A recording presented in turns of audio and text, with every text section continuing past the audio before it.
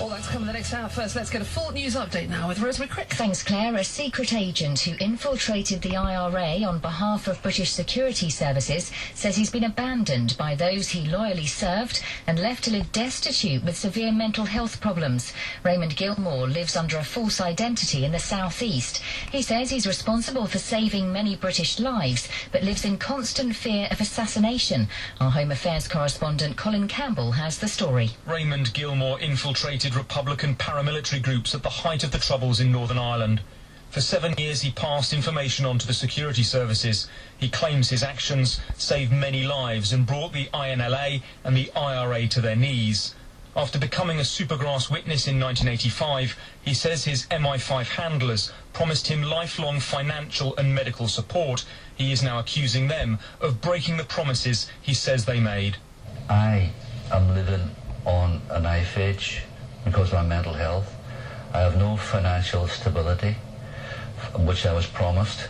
I have nothing. The establishment will always need agents, good agents, to infiltrate organisations. Basically, no matter where you are in the world, they'll always be needed. But the point is, you've got to honour your debts to them and look after them as best way you can.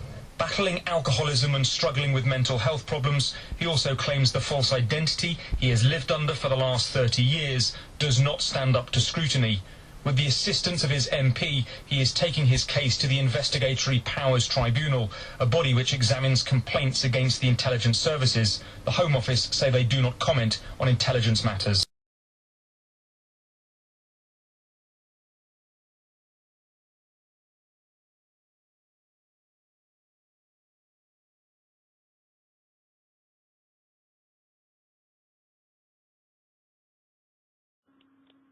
Raymond Gilmour infiltrated the IRA at the height of the Troubles in Northern Ireland.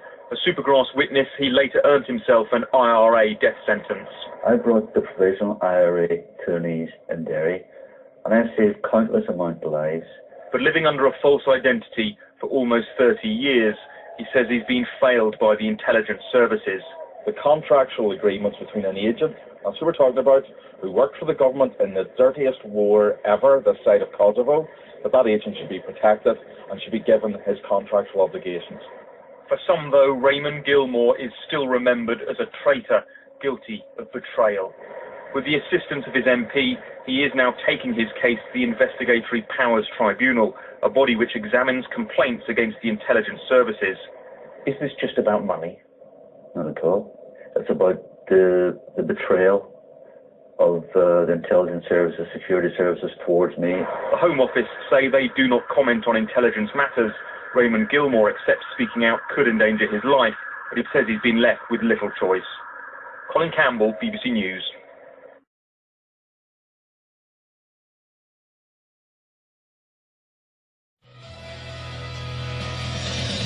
So just after 7:08, a secret agent from the southeast who infiltrated the IRA on behalf of British security services says he's been abandoned by those he loyally served and left to live destitute with severe mental health problems.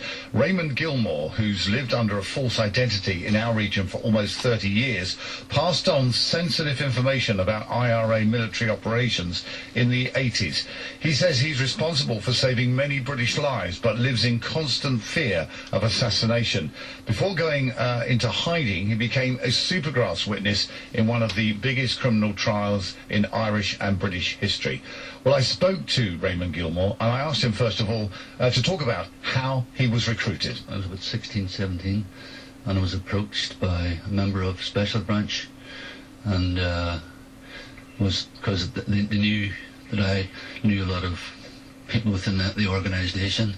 It would be easy for me to get into it or infiltrate them, and which I did, and was very successful.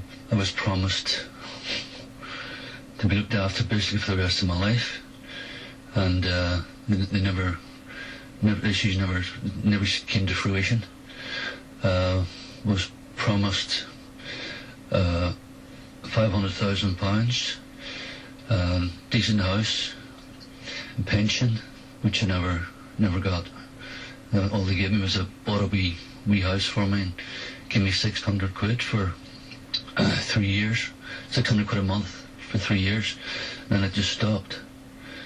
So basically, and now I'm falling on hard times, and I'm just wanting to sort of honour their commitments to me and other agents like me. When they didn't come up with what they promised, did you contact them? Do you have words with them and say what's happening? Well, I spoke to members of the IUC, which was then the PSNI, and I've put my case forward to them, and basically was told to go and jump off a boat, basically. And unfortunately, they say they didn't honour their commitment to me. I suppose the other problem is when you're dealing with the security services, it's very difficult to know who to go if you have an issue with them. Where do you go? Who do you complain to? Well, that's just it. These people, it's really, really hard to get in contact with, you know. And I just got a phone number once, and it was MI5 headquarters, and I just rang them up and said, you know, where's the help I was promised, and it didn't come to fruition. And then again, I was just told to go jump off a boat again, you know. You were also promised a new identity, which you have, because obviously, as Ray Gilmour, if you went back to Belfast, for instance, there's still people out there looking for you, I think. Belfast, Londonderry, anywhere in the North 6 counties, even in the south of Ireland, you know what I mean? I just have to be very, very careful what I do. And it's unfortunate it's come to the stage that I've had to go public about the promises that were made to me, and we still haven't come across. You must have concerns about going public. Oh yeah, with, very much so. But it was only sort of the only option left open to me. You know what I mean? And basically, was just told to go away. You recruited at 16. A lot of people listening to that was thinking, that's a very young age. 16, 17. To be asked to go undercover into an organisation like the INLA or the IRA. Very young. Yeah. I was very, very young. Yeah, I was opposed. I was treated like cannon fodder, really. A lot of agents and young boys over there at the time, you know. So I think you just needed to get recruits, because the INLA and the IRA were very violent people. You know what I mean? They wouldn't think twice about shooting you, you know. You said you were very successful. What were you able to do while you were undercover in those organisations? I was successful in stopping bombings and people getting, families losing their children or murdered, you know. And I was very successful. I stopped God knows how many bombings and shootings in the INLA and IRA. So there's lots of people out there who've got fathers and mothers walking around today because of me. Your cover was blown, wasn't it? Funny enough, by MI5 in a way, accidentally. Was it immediate after that you had to come to Britain and find a new identity and have all that promised? Yeah, and I had to be taken out because, you know, my life was not safe anymore.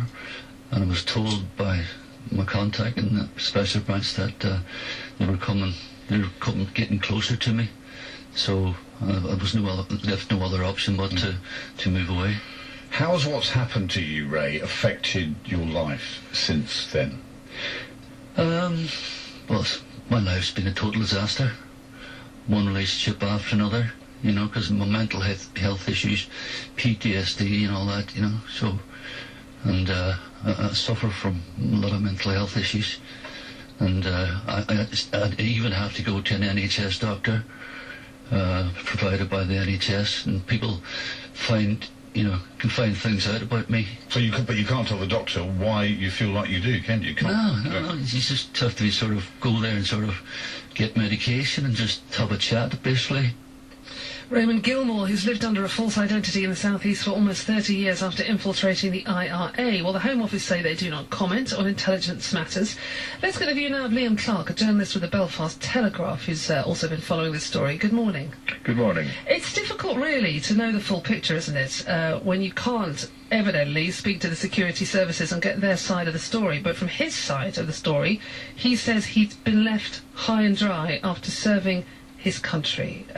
Is there truth in that, do you think? Well, there is. I mean, I've known Raymond Gilmour since about '93, and I also have spoken to his RUC handler in the past, so I know a little bit of the background.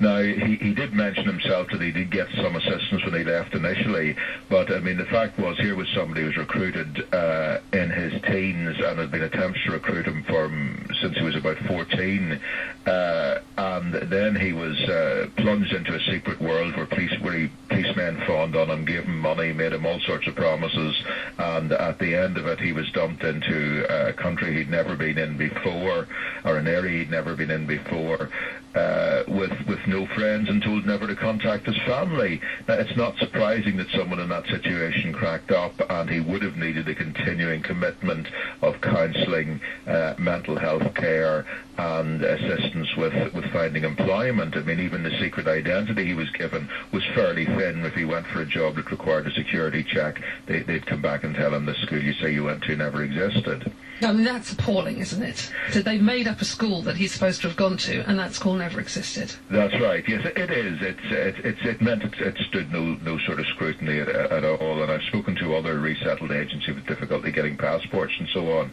So the state needs these people. It needs them very badly at a certain point. It makes all sorts of promises, and then when they're blown, when their usefulness is over, they're forgotten relatively quickly. Is it anything to do with the fact, do you think, that this major trial that he was involved in, that he was a supergrass for, collapsed? Judge Lord Lowry saying he was entirely unworthy of belief, and he's obviously been devastated. He in the interview said he was heartbroken and disgusted. But was it a sense of, that the system, the security services didn't get what they needed from him, and so he didn't get the support that he needed after that? Well, anybody I spoke to in the police in that period felt that he'd done a pretty good job for them as an agent. Now, a number of people who he did implicate later died in IRA operations, were killed in the Troubles and so on. And the evidence would be that after the Supergrass trials, there were no murders for 2 years, and they really fell off after that. I mean, he did seriously disrupt the IRA and the INLA in Derry.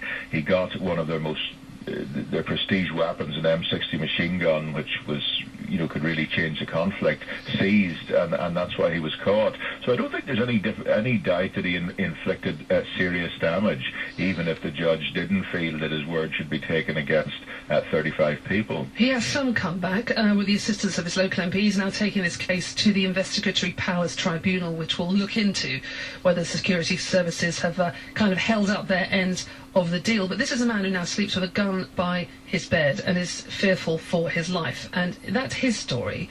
In the fight that we have now on a global scale against international terrorism, the security services are going to find it pretty hard to recruit people, aren't they, with these kind of stories out there about how people get looked after? I mean, imagine his story will have a chilling effect, but it is fair to point out that there are new procedures for recruiting now under the Regulation of Investigatory Powers Act. If people are recruited that young, there are safeguards, and I believe there is some form of contract, though I don't know how much if that really covers more than the promises that Mr. Gilmour got. Thank you so much for joining us, Liam Clark, journalist with the Belfast Telegraph, who's covered the story of Raymond Gilmour. He's a former supergrass for the intelligence services in Northern Ireland, informing against both sides, in fact. He lives in the southeast now under a false identity, and he says he's been tossed aside by the security services, has not been given the support that he's needed. 19 minutes past 7, the headlines this morning at our top story. A former IRA supergrass who's living under a false identity in the southeast says he's been left to live destitute with severe mental health problems.